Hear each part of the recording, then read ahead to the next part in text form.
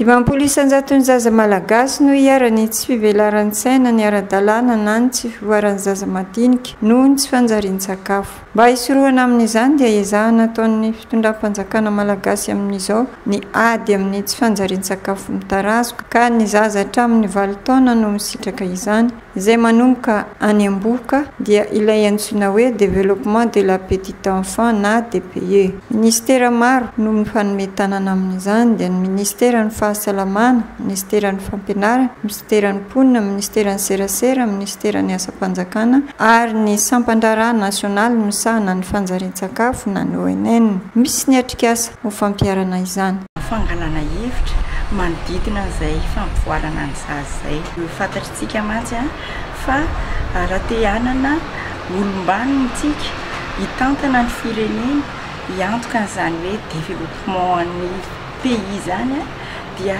ilaina ny fikarakarana an'io olona io hatrany Ambohaka. Dia fanampiana, fahalalana mahazava-dehibe an'izay ho an'ny ray aman-dreny satria ny zaza dia eo anivon'ny ray aman-dreny no mamorona anazy. Ny distrikany Antsohihy no mampiantrano ny atrikasa fampivoarana ny zaza madinika na ny DPE ho an'ny faritra 3 aty amin'ny tapany avaratra. Diana Boeny Sofia.